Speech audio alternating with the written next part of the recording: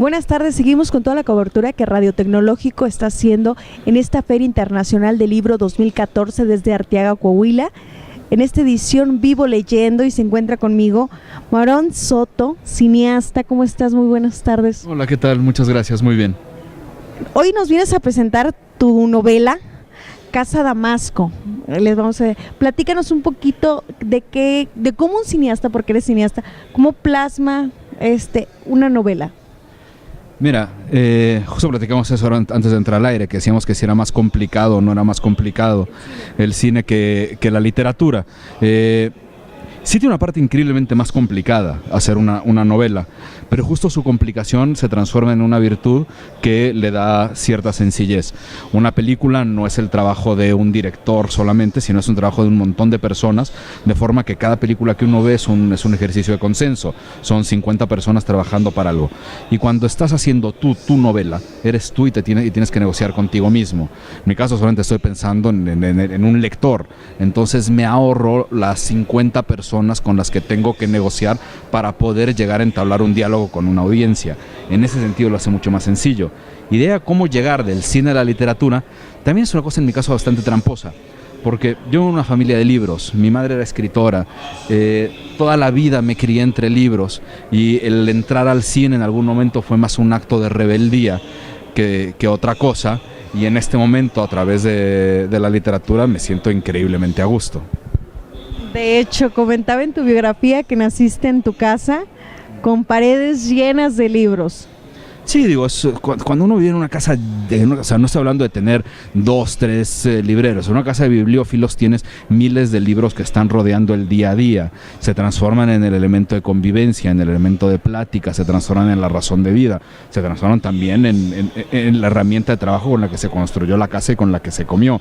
Entonces, al final, es la forma natural de poder comunicarse y de poder tener un diálogo, de forma que fue bastante natural entrar también a la novela.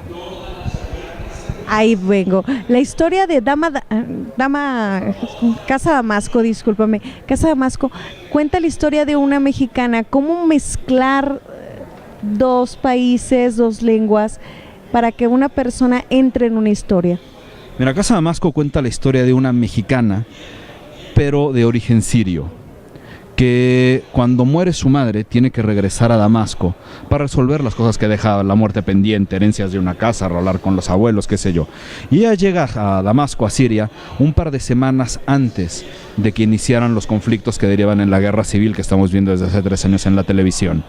Cuando llega a Damasco se encuentra con personas familiares y demás, y entre esas personas familiares hay un tipo que la ayuda para resolver los temas estos de la herencia, que resulta transformarse en el torturador predilecto del régimen. Entonces se termina enamorando de quien no se tiene que enamorar. A partir de su relación, de esta parte increíblemente íntima, vamos descubriendo las razones del conflicto sirio, pero vamos también descubriendo las relaciones de esta familia que se hace pedazos a sí misma, que encuentra una especie de paralelismo entre la esencia de esta familia con lo que está ocurriendo en el país. Se destruye esta familia al mismo tiempo que se va destruyendo este país, por razones, aunque tengan cierta distancia, ciertamente con algunas similitudes, con mezquindad, con una capacidad de hacer daño inimaginable y demás, ¿no? Bueno, ¿cómo se encuentra un mexicano el reflejo a una cosa de este estilo? Normalmente estamos acostumbrados a pensar que México no tiene nada que ver con Medio Oriente ni que tenemos que ver con ninguna otra parte del mundo, y en eso no es que seamos muy originales. Todas las partes del mundo piensan que no tienen que ver unas con las otras. Estamos equivocados, tenemos que ver mucho con otras partes del mundo. En el caso de una familia árabe con una familia mexicana, se refiere estos puntos de encuentro, los vasos comunicantes, son mucho las estructuras familiares. No todos los árabes son iguales, no todos los árabes son los petroleros con cubiertos de blanco y demás, ¿no?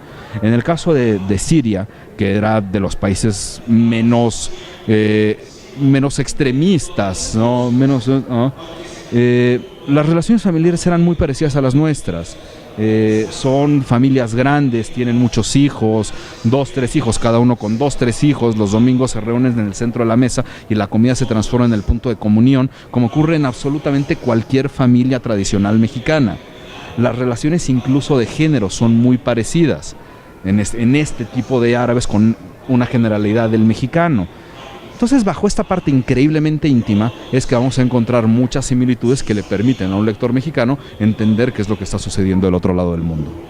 Y más que nada creo que nunca se pierde la esencia de la novela, el romanticismo dentro de un conflicto. Sí, al final el amor tiene una cosa súper complicada, nos hace cometer barbaridad y media. Y nadie es ajeno a eso. No, o sea, y mucho menos la literatura. Llevamos miles de años escribiendo historias de amor. Y no es que vayas a encontrar algo nuevo después de la Ilíada, pero al final sí, siempre vamos a tener... Totalmente, claro. ¿No? Y en el caso de Casamasco, si bien retrata esta realidad siria, retrata un conflicto bestial, retrata también la animalada dictadura que tienen en este país, también encontramos esta parte muy íntima, muy privada, que le permite a uno reflejarse. Dice, claro, o sea, yo no me enamoré de un torturador, pero sí encuentro algo, ¿no? Sí, al final Casamasco es una historia de familia, es una historia con líos de sábanas, es una historia de poder, es una historia de religión, es una historia increíblemente crítica a la religión, ¿no? Y espero que se encuentren muchas más similitudes de las que uno se podría esperar. Creo que también como un contraste entre culturas, ¿no? Puesto que ella es mexicana y con raíces sirias. Sí, si bien sí hay un contraste entre culturas, justo lo que intento es mostrar que no contrastan tanto las culturas. Y en esto juegan varias. Cuando estamos hablando de estos países árabes, estos en particular, que podrían ser como Egipto, como Siria, como Líbano, como Jordania, que son distintos al arquetipo del árabe, vamos a encontrar que son países con muchos grupos sociales. Entre todos existen muchas similitudes. De manera que a la hora que el lector se va adentrando en la novela, intento demostrar cómo hay muchas similitudes entre los mexicanos con los árabes musulmanes sunitas, con los judíos, con los árabes judíos, porque hay árabes que son judíos, ¿no? Entonces nos vamos dando cuenta que al final no somos tan distintos. O sea, nos encanta sentirnos muy originales y que somos únicos en el mundo. No, tenemos mucho más parecidos. Somos mucho más parecidos. Gracias a eso tenemos literatura también.